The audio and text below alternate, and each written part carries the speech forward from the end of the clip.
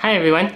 So today I was supposed to do a workout, but I was kind of feeling slightly under the weather, so instead I thought maybe I just do a short video instead.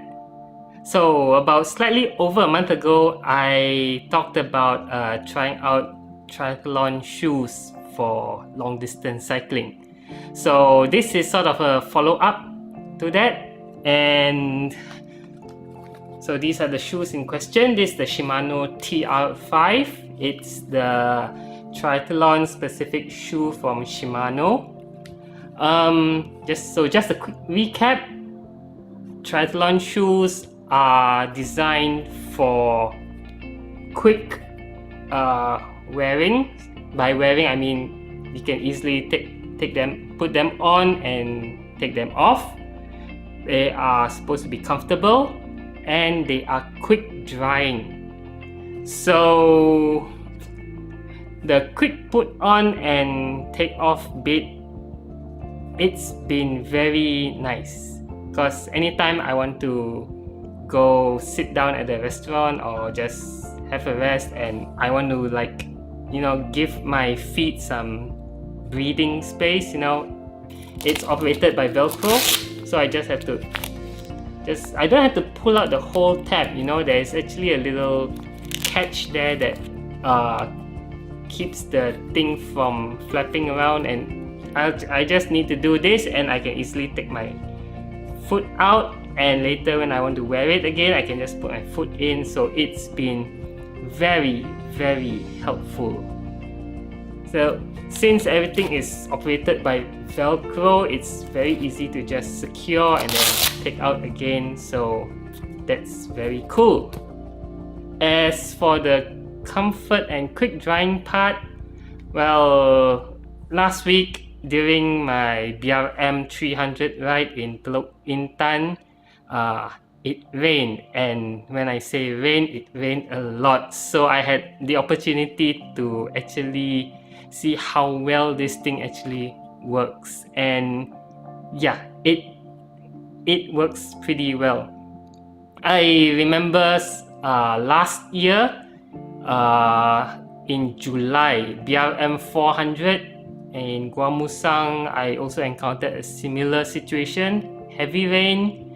That time I was not using triathlon shoes, I was using regular cycling shoes, and it was rather unpleasant, okay? Because when your feet are wet, your socks are wet, the soles of your shoes are wet, you get that very wet and squishy feeling.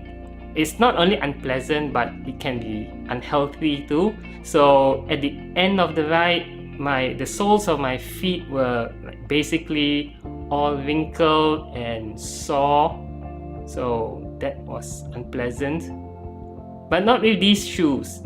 If you've not seen my ride video from last week, I'll link it up. I don't remember if it's here or here, but either way I'll link it up. You know that it rained very heavily, and the unpleasant squishy feeling, not so much, especially after the main downpour has let up, and it dries up very quickly, so my legs were always very comfortable, my feet were fine for the entire duration of the ride. So those are the great things about the shoe. Now, the bad things, or rather, a couple of things that I don't like. First thing is, the TR5 was designed for both SPD SL cleats as well as the 2-bolt SPD cleats. Now the problem is the 2-bolt cleats are kind of floating in place, they are not actually locked down. So because I'm not using those 2 bolts, I'm just using the 3 bolts, so the 2 bolts are kind of still floating around inside. I don't know if you can hear the sound.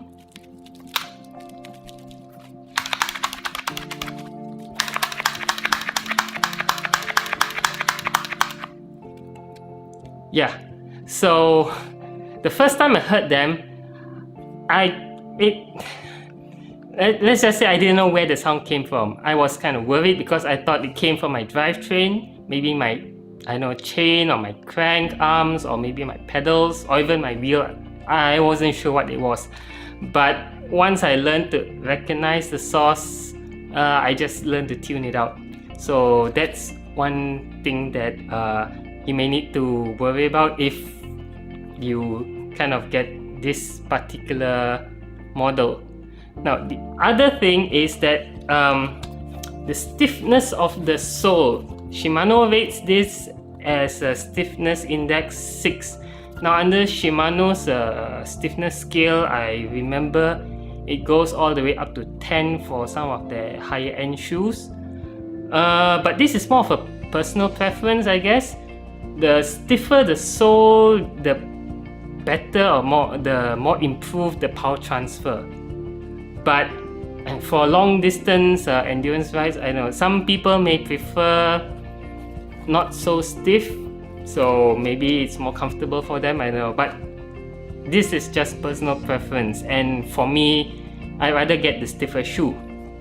Now, these two downsides are actually solved in the higher end model of this shoe, which is the TR9. So the TR9 has a stiffness index of 10, and it only supports the 3-bolt SPD SL cleat system. It doesn't support the 2-bolt SPD system, so you won't get that jiggly, loose sound from the additional bolts. So I don't know. I might try that out and see how it is, and if I do, I'll make sure to make a video about it and talk about about the TR9 perhaps. Anyway, that's still open for discussion, so that's all I wanted to talk about. So I hope you enjoyed the video, and if you did, like and subscribe, and I'll see you in the next video. Bye.